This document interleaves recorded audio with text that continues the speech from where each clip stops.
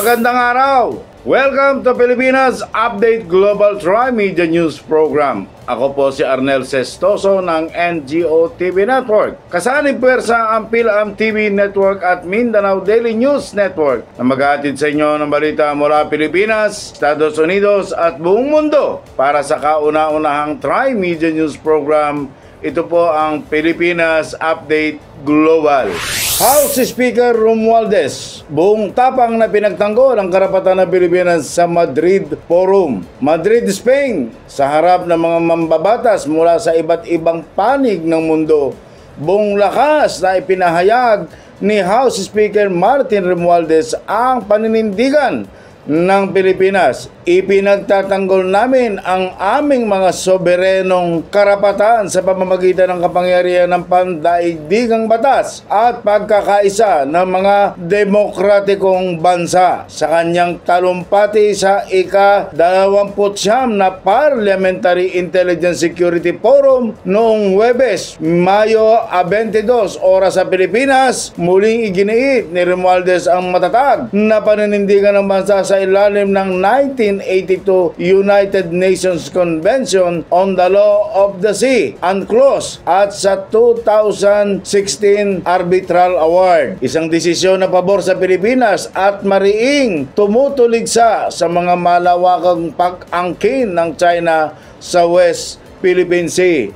Linawin ko po, ang Pilipinas ay matatag sa pagtatanggol sa aming mga karapatan sa West Philippine Sea sa pamamagitan ng pandaigdigang batas, partikular ang 1982 UNCLOS at ang 2016 South China Sea Arbitral Award. Mariing pahayag ni Romualdez, ang kanyang mensahe ay kinilala bilang isa sa mga pinakamatitinding pahayag mula sa gobyerno ng Pilipinas hinggil sa isyu ng West Philippine Sea, na muling nagpapaalala sa pandaigdigang komunidad ng legal na batayan ng ating karapatan sa ating Exclusive Economic Zone o EEZ.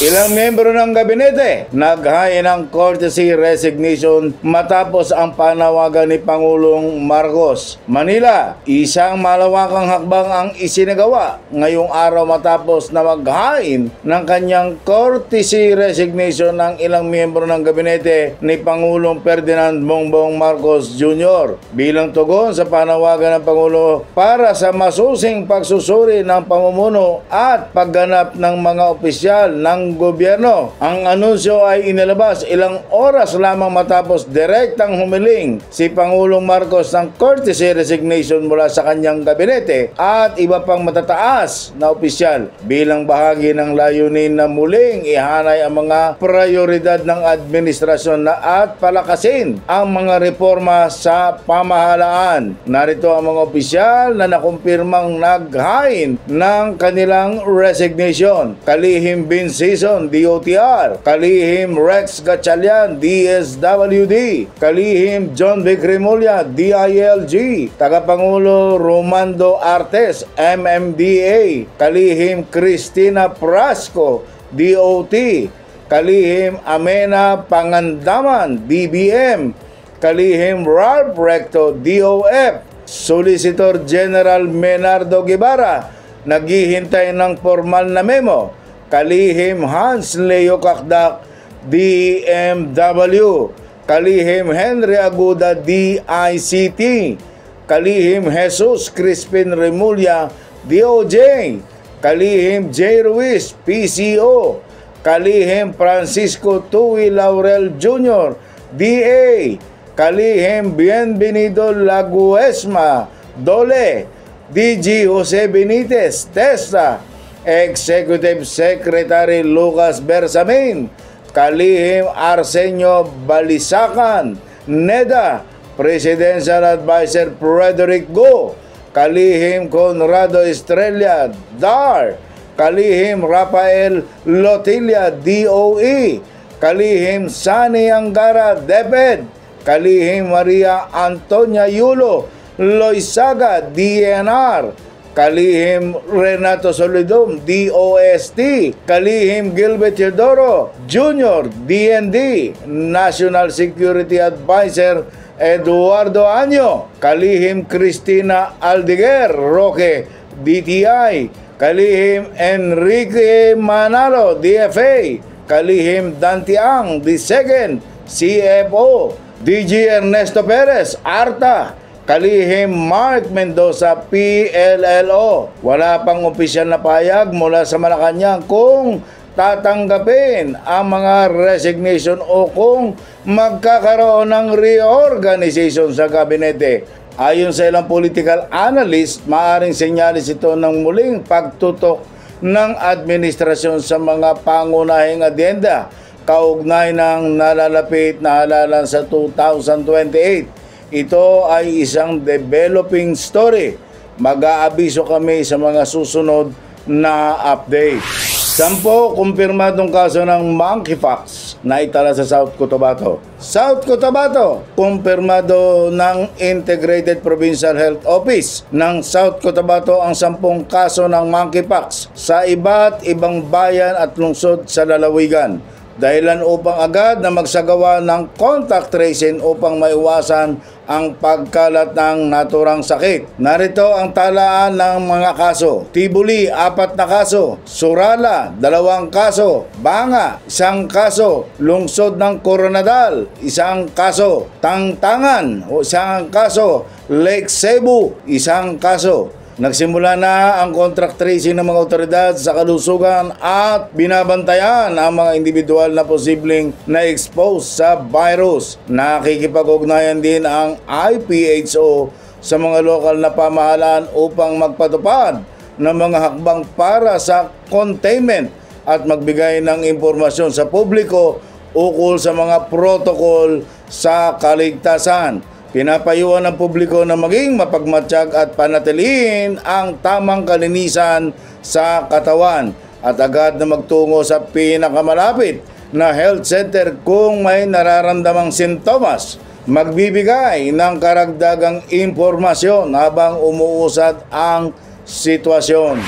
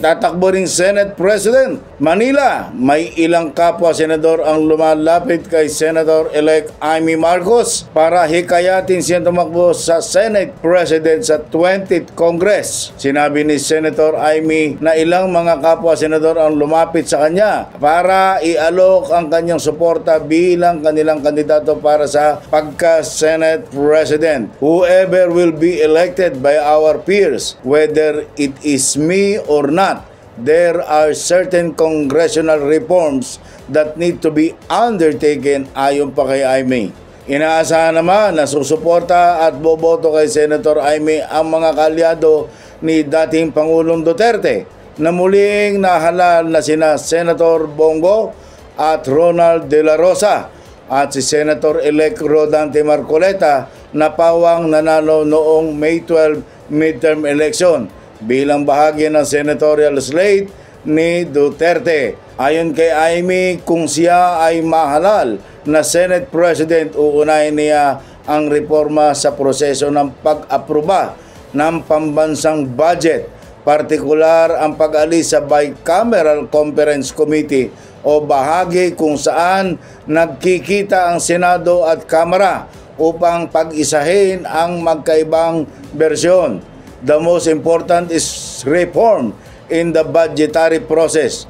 Tigilan na ang mahiwagang BICAM, the right priorities in spending considering our recurring fiscal deficit and huge indebtedness must be legislated. Food security and support to our farmers and fishermen. Education, health, and truly necessary social services, pahayag pa ng Senador. DNR Chief, panay biyahe, sibak, Manila, Philippines, tuluyan ng inalis sa pwesto si Department of Environment and Natural Resources DENR Secretary Maria Antonia Loizaga Yulo matapos tanggapin ni Pangulong Ferdinand Marcos Jr. ang kanyang courtesy resignation. Paliwanag ni Executive Secretary Lucas Bersamin, bagamat walang issue ng korupsyon si Loizaga, ay may mga nakakarating naman ng sumbong kay Pangulong Marcos na mas madalas nasa labas ng bansa ang kalihim kaya pinagpahinga na ito. Si Yulo ay papalitan ni Department of Energy DOE Secretary Rafael Lotilla. Samantala, hindi naman tinanggap ni Pangulong Marcos ang courtesy resignation ni Bersamin at 5 economic team ng Pangulo.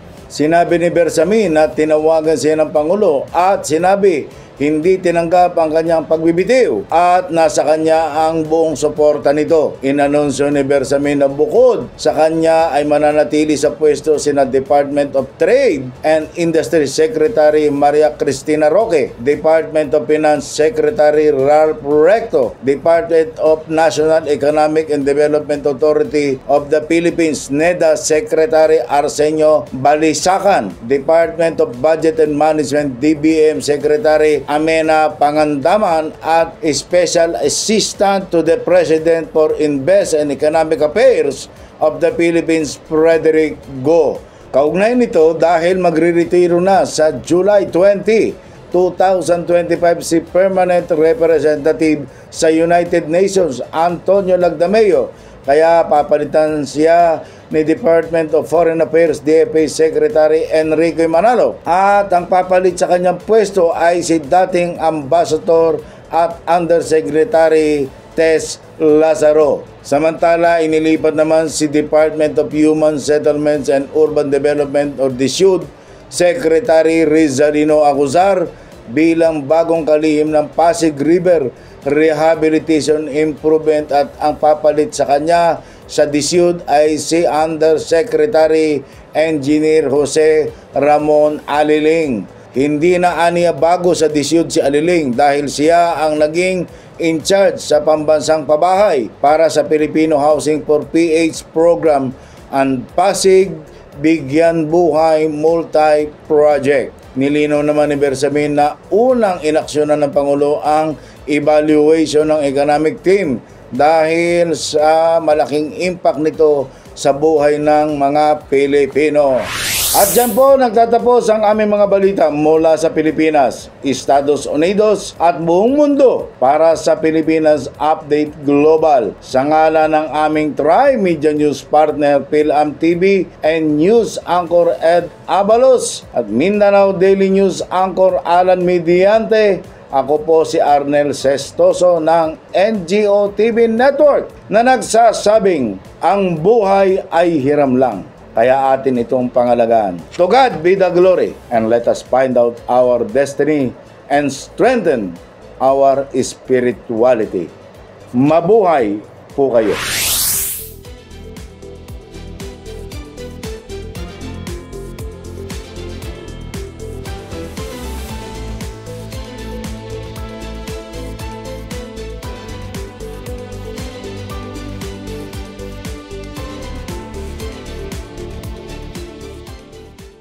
Pure Medical Equipment provides top-notch quality medical supply equipment. Whether to rent or buy, Pure Medical Equipment and Supplies has it all. Pure Medical Equipment is committed to serve and give back to Southern Nevada. We deliver medical supplies and rentals to your door. PhilAm TV Network, the heartbeat of Filipino-American culture in the United States. It is the only channel that brings you closer to home, celebrating the rich heritage and traditions of the Philippines. Available on free TV without any subscription and on digital platforms like Roku, Amazon Fire TV, WCE TV apps, Facebook, and YouTube. Wherever you are, whatever you do, stay connected to your Filipino heritage with Phil-Am TV Network. Phil-Am TV Network Inc., the only Filipino-American channel always within reach.